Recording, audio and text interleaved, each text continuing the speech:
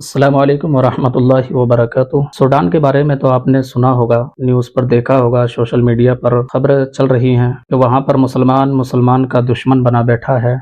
اس کی آخرکار کیا وجہ ہے؟ فلسطین اور اسرائیل کے بعد میں یہ سب سے بڑی جنگ بن چکی ہے، تو آخرکار کیا وجہ ہے؟ آئیے سوڈان کے بارے میں کچھ معلومات دیکھتے ہیں، سنتے ہیں، ہمارے ساتھ ویڈیو میں بنے رہیں۔ ویڈیو اسٹارٹ کرتے ہیں۔ سوڈان، اگر یہ کہا جائے کہ دنیا میں اس وقت اگر سب سے برے حالات کسی دیش کے اندر ہیں تو وہ سوڈان کے اندر ہیں، تو یہ کہنا غلط نہیں ہوگا۔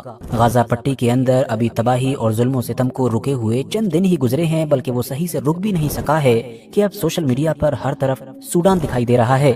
اور اس کی وجہ بھی یہی ہے کہ کیونکہ سوڈان سے لگاتار جس طرح کی فوٹوز، جس طرح کی ویڈیوز آ رہی ہیں، وہ یقینی طور پر دل دہلا دینے والی ہیں۔ لوگ اپنے اپنے سوشل میڈیا اکاؤنٹ پر سوڈان جینوسائیڈ پوسٹ کر رہے ہیں، اور حیرانی کی بات تو یہ ہے کہ جس طرح سے ابھی کچھ دن پہلے تک غزہ کی وجہ سے اسرائیل کے بائیکاٹ کی مہم چلائی جاتی تھی، بالکل ویسے ہی سوڈان کو لے کر بھی ایک بائیکاٹ کی مہم دکھائی دے رہی ہے، مگر فرق یہ ہے کہ اس بار بائیکاٹ اسرائیل کا نہیں بلکہ خود ایک مسلم دیش کا ہو رہا ہے، ایک بہت ہی امیر اور اثردار دیش کہ جس کو ہم اور آپ لوگ یونائٹڈ عرب ایمریٹس کے نام سے جانتے ہیں۔ اب جہاں ایک طرف تو یہ سب کچھ چل رہا ہے، تو وہیں دوسری طرف ابھی بھی زیادہ تر لوگ اس پورے معاملے پر کنفیوز نظر آ رہے ہیں، اور وہ یہ سب کچھ دیکھ کر بس یہ جاننا چاہتے ہیں کہ آخر سوڈان میں چل کیا رہا ہے۔ سوڈان کے اندر یہ ہزاروں نہیں بلکہ لاکھوں کی تعداد میں مرنے والے لوگ کون ہیں، اور اس سے بھی بڑا سوال تو یہ ہے کہ ان کو بڑی ہی بے دردی کے ساتھ قتل کرنے والے لوگ کون ہیں۔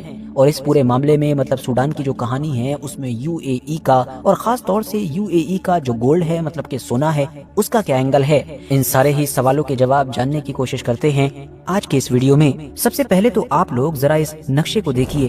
دنیا میں یہاں پر موجود ہے وہ دیش کہ جس کو ہم لوگ سوڈان کہتے ہیں۔ ویسے تو ابھی بھی ایریے کے حساب سے یہ دیش اچھا خاصا بڑا ہے، مگر آج سے کچھ سال پیچھے جائیں تو یہ دیش اور بھی بڑا ہوا کرتا تھا، مگر پھر اس کے دو ٹکڑے ہو گئے اور نیچے کا جو حصہ تھا وہ ایک الگ دیش بنا کہ جس کو ساؤتھ سوڈان کہا جاتا ہے۔ مسلم میجورٹی والے اس دیش کے اب اگر اتہاس پر نظر ڈالیں تو 1956 سے پہلے یہ دیش بھارت کی طرح ہی انگریزوں کے کنٹرول میں ہوا کرتا تھا۔ 1956 میں اس دیش کو آزادی تو مل گئی، مگر آزادی مل جانے کے بعد بھی شاید ڈیموکریسی اس کی قسمت میں لکھی ہوئی نہیں تھی، کیونکہ ہوا یہ کہ تب سے لے کر اب تک لگاتار یہ دیش اتھل پتھل کا ہی شکار رہا ہے۔